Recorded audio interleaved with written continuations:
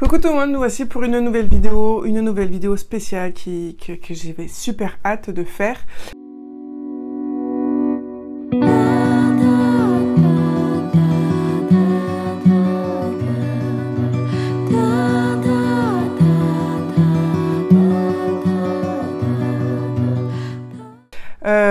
Donc aujourd'hui, on est jeudi 17 octobre, je finis un peu plus tôt le boulot. Donc aujourd'hui, je vais vous faire le Bookshelf Tour depuis notre déménagement. Donc comme je disais, ça faisait depuis mi-juillet que je n'avais plus de bibliothèque, que tous mes livres étaient rangés. Vraiment, j'étais super en manque, c'était vraiment dur moralement de ne plus avoir ce repère-là. Et du coup, là, c'était vraiment le soulagement final d'avoir enfin cette pièce qui me correspond, mais parfaitement, même plus que ce que je pensais. Parce que là, du coup, j'ai vraiment, c'est vraiment la taille d'une chambre. C'est que pour ma bibliothèque, avec un bureau, mais ça va aussi là-dedans, parce que du coup, c'est au bureau que je vais faire les montages vidéo, que je vais faire les chroniques, etc. Donc ça fait partie prenante, et puis la manière dont c'est agencé, je trouve que c'est vraiment super chouette. Donc j'espère que cette vidéo ne va pas durer des lustres et des lustres, je vais essayer d'être efficace. Je vais vous expliquer surtout pourquoi j'ai voulu ranger de cette manière-là, ce qui est détaché, les différences entre les deux bibliothèques, etc. etc. Voilà, donc je vais plutôt vous prendre comme ça et bouger le trépied petit à petit pour que vous ayez toujours une vue d'ensemble sur la chose. Donc là, bon, là, c'est la porte. Voilà, mais en fait, je me suis mis là pour vous garder le suspense. Donc, si je commence là, nous avons un superbe tableau que j'avais super hâte d'accrocher. Donc, il y a du reflet, mais du coup, voilà, c'est tout un tas de livres avec un chapeau dessus. Donc là, on va commencer plutôt cette partie-là. Donc là, c'est l'espace bureau avec le lecteur CD de mon fils. Donc ça, c'est vraiment l'espace montage. Ensuite, en tournant un petit peu, nous avons une autre bibliothèque juste là qui est plutôt du fourre-tout, de société, papier. Et là, c'est les livres CD et sonores de mon cher fiston. Évidemment, sur les murs, nous retrouvons nos emblèmes de Poudlard en Lego. Ensuite, nous avons ici une petite desserte, ici, là, et c'est ma palle. Donc là, je vais retourner pour mieux vous expliquer. Donc ça, c'est ma palle prioritaire, enfin celle qui me fait les livres qui me font le plus envie. Et de manière très rapide, voilà, nous faisons un petit tour. Hop là. Et puis, je vous reprends pour plus en détail. Donc, comme je vous disais, voilà. Donc là, nous avons la desserte de ma palle. Donc, je vais enlever, hop, le trépied. Donc là, c'est vraiment ma palle prioritaire, ma palle qui me fait super, super envie. Donc nous avons vraiment de tout, des suites de séries, des premiers tomes. Mais là, je vous ferai une vidéo un peu plus en détail pour vous présenter ma palle et vous présenter les premiers tomes qui sont, par exemple, vous les verrez certainement dans des prochaines piles à lire. Ensuite, niveau déco, nous avons ce très jolie bougie flottante que j'ai adoré accrocher au plafond qui donne une superbe ambiance. Je vous ferai un plan d'entrée pour que vous essayiez de voir vraiment l'ensemble de la pièce, l'effet que ça donne, mais c'est vraiment sublime. Et donc voilà, la grosse bébête, celle qui me manquait depuis des lustres et des lustres. C'est vrai qu'au début, quand j'ai vu tous les cartons que j'avais, je me suis dit mais jamais ça rentrera dans 3 bibliothèques. Mais j'ai un peu de chance, étant donné que là, j'ai encore un trou. Donc je pourrais mettre une bibliothèque comme ça. Et puis même là, en fait, entre là et la fenêtre, je peux remettre une autre large. Et là, juste à côté de la bibliothèque BD, je peux aussi, dans l'ouverture de la porte, mettre une autre bibliothèque ici. Donc ça va, en fait, je suis plutôt large. Donc comme vous le voyez en haut, donc posé sur la bibliothèque, c'est toute ma collection Harry Potter. Donc j'ai les poches, mais les poches vont virer parce que avec mes chèques cadeaux du boulot, je vais pouvoir m'acheter la collection grand format Poufsouffle et Serre d'Aigle mélangés de Harry Potter. Donc les poches, je les virerai, je les donnerai ou je sais pas, je verrai bien.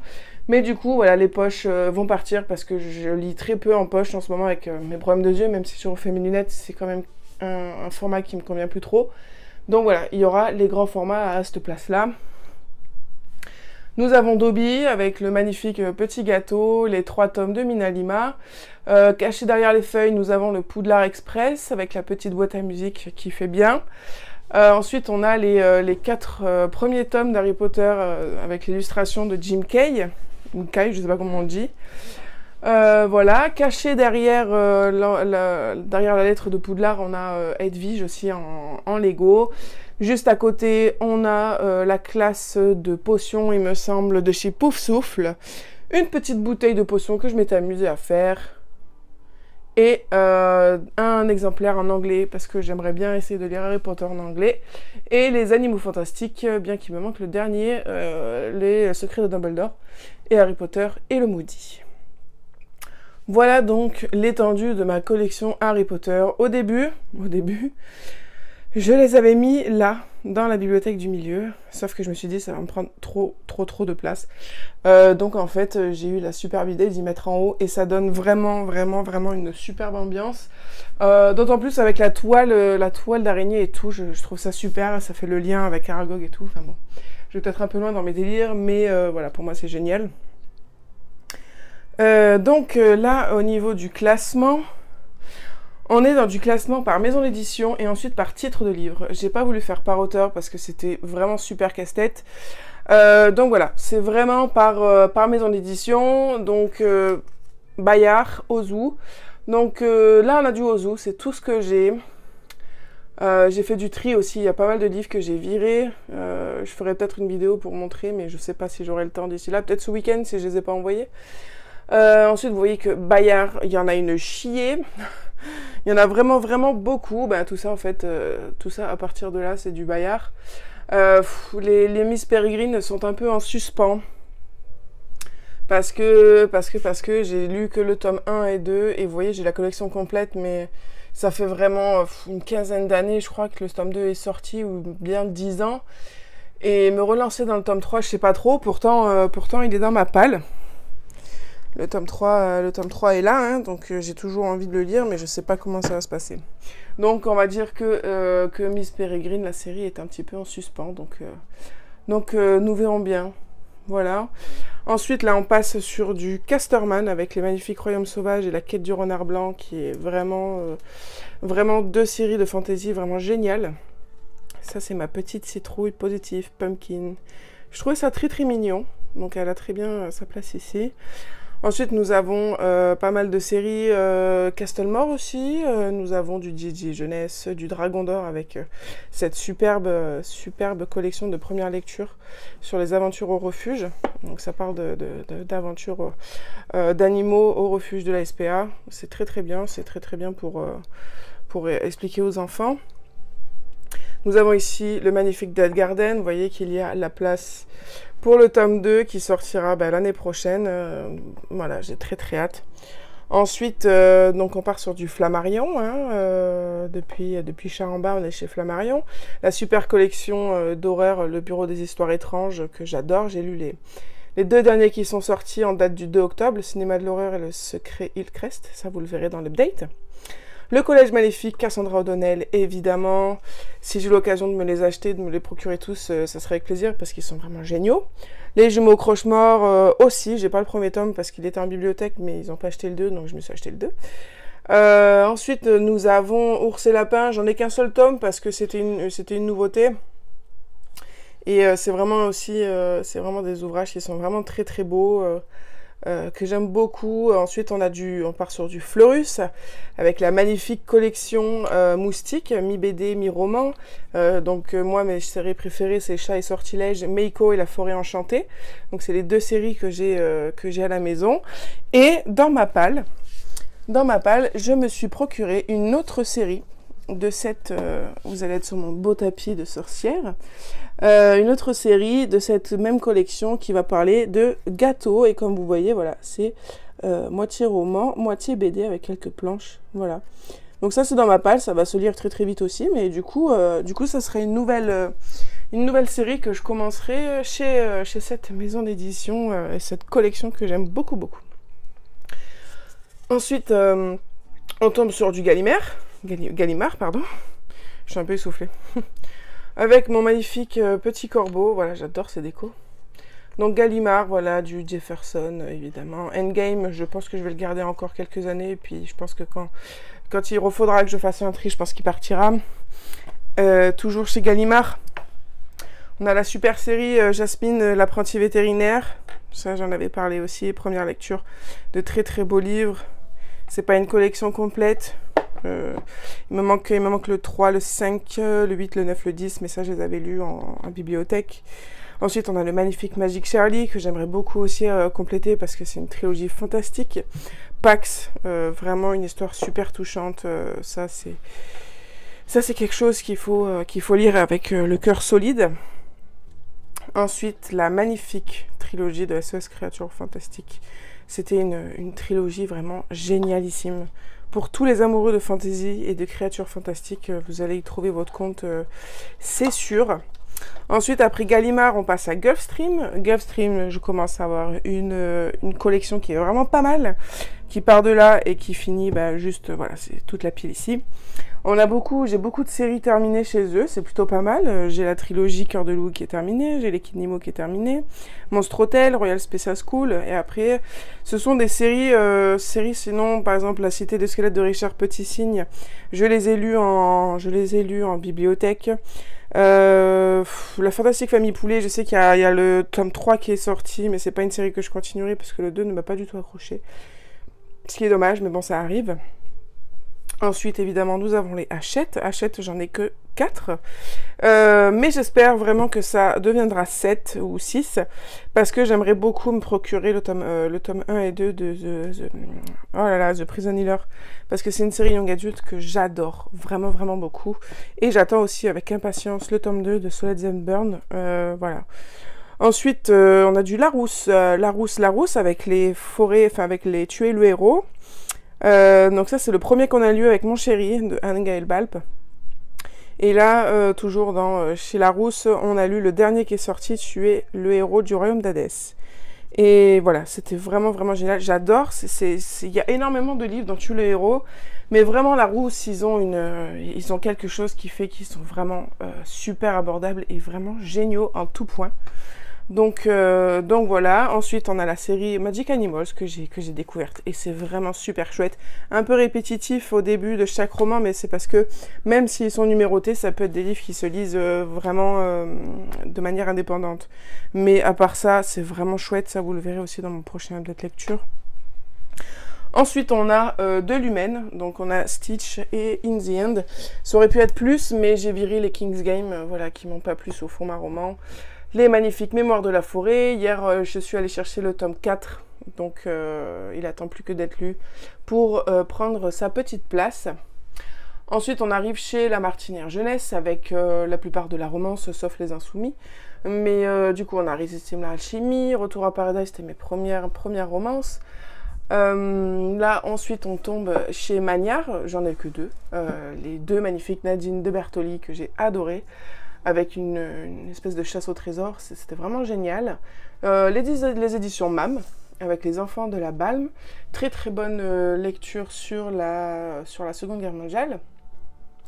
Ensuite, on tombe sur du Michel Lafon, là aussi plutôt conséquent ma foi, avec les Night World, que je vais bientôt finir, j'espère. Le livre des rêves interdits, une super découverte. Alex Neptune, c'est une série que je ne continuerai pas, mais je garde le premier tome parce qu'il m'avait beaucoup plu. Et je garde Ne me touche pas, parce que ma foi, j'aimerais bien le relire un jour, mais je ne l'ai pas mis dans ma palle parce que ce ne sera pas de suite. Ensuite, là, nous sommes descendus pour aller chez... c'est qui lui déjà? Chez Milan. Donc ça, c'était un livre vraiment qui m'avait super touchée avec le sujet du papy et du petit-fils, évidemment. Ensuite, on tombe sur du MSK. Écoutez, ça, c'est vraiment une duologie pépite que je me traîne depuis que je dois avoir 13 ans. Donc ça va faire 13 ans, voilà, que j'ai cette duologie dans ma bibliothèque parce que c'est vraiment une série qui a marqué mon adolescence. Tout comme Paradise, mes premières romances. Ensuite, on a Divergente. Ça aussi, j'avais beaucoup aimé, mais voilà, c'est parce que j'ai envie d'avoir ce petit côté classique dans ma bibliothèque. Le Réveil du Feu, il a le droit à une jolie petite présentation, parce que c'est tout ce que mérite cette... hop, un petit hôtel. C'est tout ce que mérite cette trilogie fantasy qui est vraiment génialissime. Ensuite, donc là on était chez Nathan, on continue.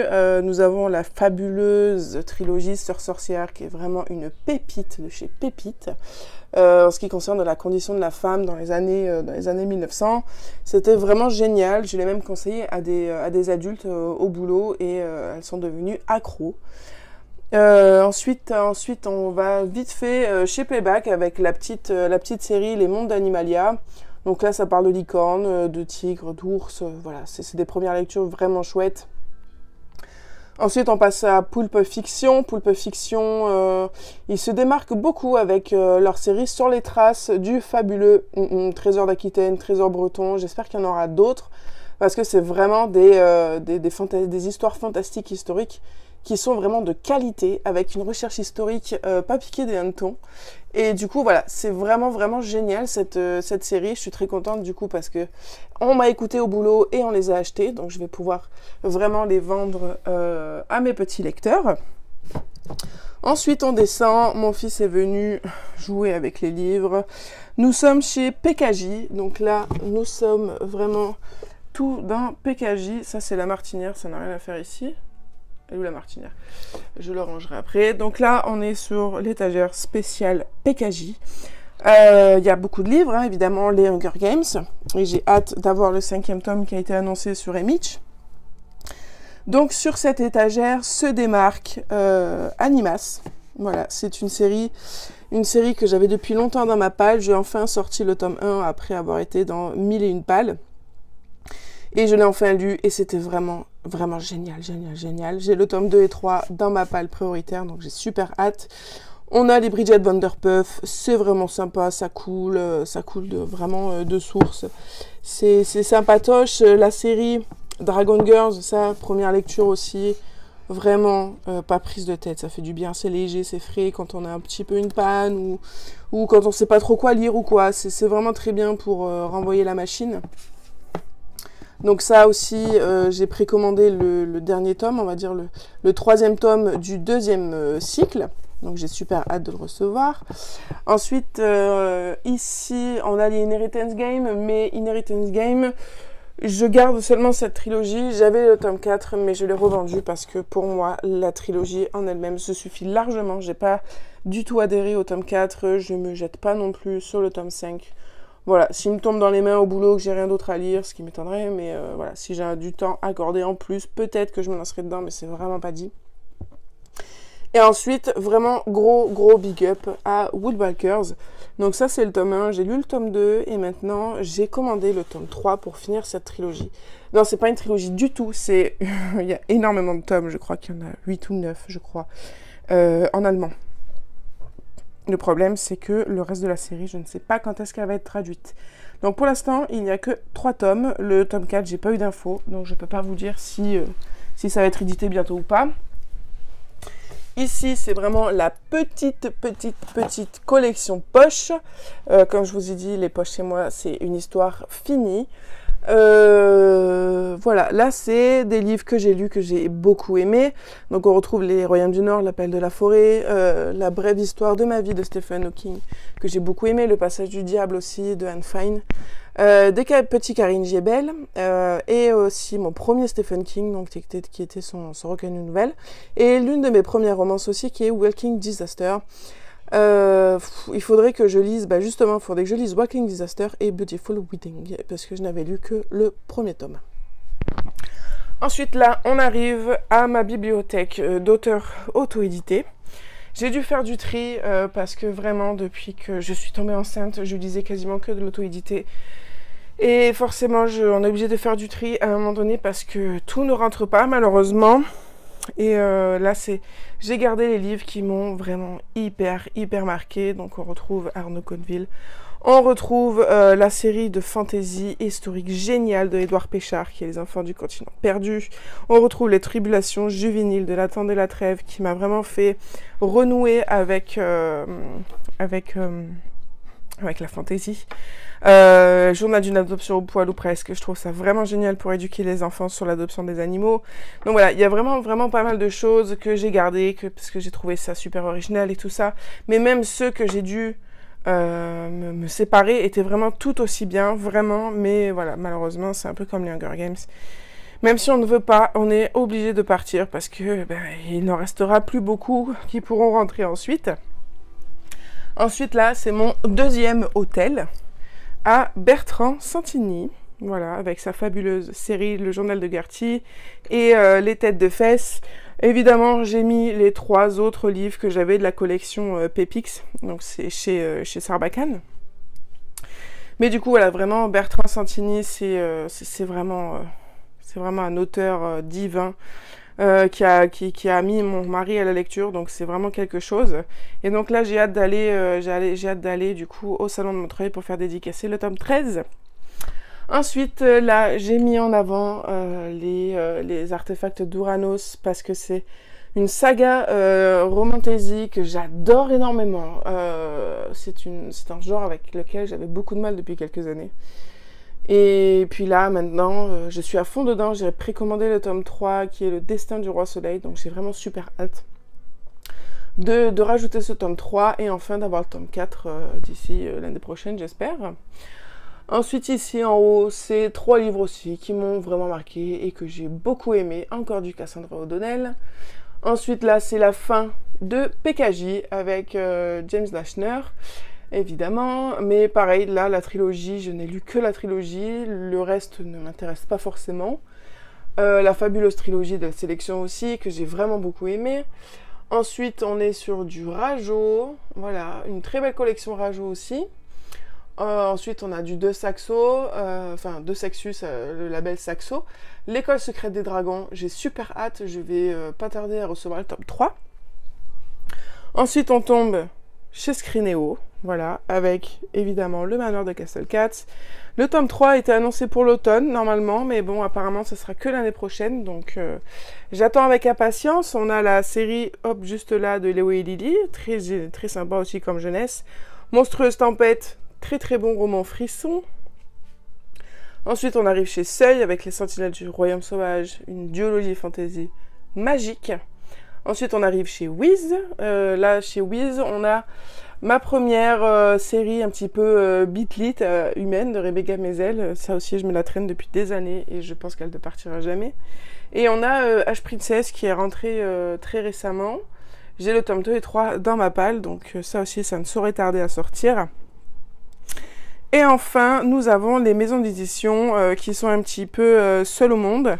On a par exemple, là, ça c'est France Loisirs.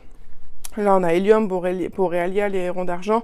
Mais vraiment, voilà, toutes les maisons d'édition où je n'en ai qu'un seul, quasi. Donc, c'est un peu la fin de la bibliothèque. Enfin, ici, nous avons le reste de ma palle qui est là, mais qui n'est pas prioritaire. J'ai quelques poches ici que je sortirai peut-être pour le Black November, là, les trois thrillers ici. Après, le reste, nous verrons bien. Maxime Chatham, oui, et aussi, il sortira parce qu'il est vraiment tout petit. Voilà, c'est vraiment la petite palle qui me reste. Donc, en tout, avec ça et la desserte, j'en suis à une 60aine de livres, ce qui est vraiment que dalle par rapport au début de l'année où j'étais à 220. Et dans les vidéos de l'année, au cours de l'année, je disais que je n'irais pas à Montreuil si ma palle n'est pas en dessous de 100. Donc là, j'en suis 40 en dessous. Donc c'est parfait quoi, je suis pile poil dans les clous. Et donc voilà, ça c'est les romans. Ensuite, quand vous tournez de cette manière, nous avons donc le pouf de mon mari, mon fauteuil qui s'allonge, et le pouf de mon très cher enfant, le petit fantôme. Et là j'ai adoré de trouver des rideaux qui faisaient effet forêt. Et donc ici, vous avez la bibliothèque vitrée qui reprend les documentaires, les revues, les chairs de poule, évidemment, parce que ça, il fallait une très grande étagère. Les mangas, les comics, mon fond professionnel juste ici. Nous avons aussi toutes les encyclopédies de mon feu beau-père. Nous avons tous les manuels de cuisine ici. Donc si je me rapproche un peu plus, voilà. Donc là, on est sur mon fond professionnel, bibliothécaire jeunesse. Là, on est sur les encyclopédies animaux, voilà, qui sont de très grand format. Là, nous avons sur 2 niveaux, nous avons perdu une chauve-souris. Nous avons sur 2 niveaux les classiques. Je les garde pour mon fils plus tard. Quand il sera à l'école, on en aura peut-être toujours besoin. Et là, le Graal, je trouve.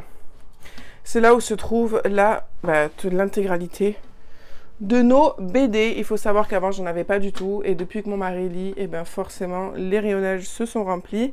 Donc là, nous avons 2 rayonnages de BD. C'est rangé par maison d'édition aussi. Donc là, vous voyez, vous avez beaucoup de Dargaud, vous avez pas mal de Glénat, vous avez du Dupuis. Là aussi, j'ai pas mal de Jungle, mais j'en ai enlevé quelques-uns pour une vidéo. Et là aussi, on en retrouve, parce qu'il fallait bien que je repartisse le poids. Et donc là, on sera reparti pour une étagère. Donc là, c'est les chairs de poule. Ça aussi, je les garde pour mon fils. Ici, on a une étagère qui n'a rien à voir avec les BD, mais qui est plutôt petit livre jeunesse pour mon fils aussi plus tard. On a des premières lectures, on a des lectures d'école, des recueils de contes. On a les histoires du petit Nicolas, ça c'est des premières BD aussi. Donc voilà, c'est vraiment des premiers livres d'école scolaire pour le petit plus tard. Donc là, on est reparti sur des BD. Et là, c'est un petit peu le fourre-tout. Surtout les magazines que je reçois. Et là, ce sont les vieux livres de mon mari quand il était petit, les vieux Disney, que je garde aussi pour le sentimental. Donc là, comme je vous ai dit en haut, c'est des encyclopédies. D'ailleurs, les 2 grosses que vous voyez là, elles ont 102 ans. Voilà. Une petite collection de mangas, de webtoons. Et ensuite ici, nous avons quelques comics et ma collection de chez Édition Execo, qui est l'un de mes premiers partenaires. Et donc voilà, elle continue de grossir de jour en jour, donc c'est génial. Ensuite ici, évidemment, en tant qu'ancienne pâtissière, nous avons plein de livres de pâtisserie, mais aussi quelques-uns de cuisine, parce que je ne fais pas que de la pâtisserie. Mais voilà, vous voyez le ratio, voilà. Tout ça, c'est pâtisserie, et je dois avoir 2 livres, du coup, là, de cuisine. Et là, c'est un peu aussi le fourre-tout. Donc voilà, donc en soi, il me reste quand même de la place. Il me reste donc là pour les BD. Là, il me reste 2 cubes. Et puis en vrai, si j'enlève les décorations ou si je les repositionne différemment, je peux avoir un peu plus de place. Tout comme là en soi, parce que là c'est vide, là c'est vide, là c'est vide. Là c'est plutôt vide aussi, hein, c'est juste de la présentation, mais si on met les choses autrement, ça peut faire de la place. Et donc là, du coup, je vais rentrer pour que vous voyez l'entrée, que vous voyez la pièce dans son intégralité. Donc voilà comment ça donne. Tout ça, c'est vraiment ma pièce de rêve. Voilà, voilà. Donc écoutez, voilà, j'espère que cette vidéo vous aura plu. En tout cas, moi, ça m'a fait plaisir de la tourner. Déjà parce que du coup, ça fait 3 semaines que j'ai pas tourné. C'était des vidéos préenregistrées parce que je savais quel chantier ça allait être. Mais voilà, je suis très contente d'avoir tout ça maintenant. Et je vais même pouvoir me lancer dans des maquettes de Book Nook. J'en ai 2 là. Quand je me dégagerai du temps, peut-être je pourrai les faire. Mais là, pour l'instant, voilà, je suis très contente déjà de vous avoir tourné ce Bookshelf Tour. Je vous dis donc à très bientôt sur la chaîne pour de nouvelles vidéos. Et puis, n'hésitez pas à vous abonner si ça vous a plu.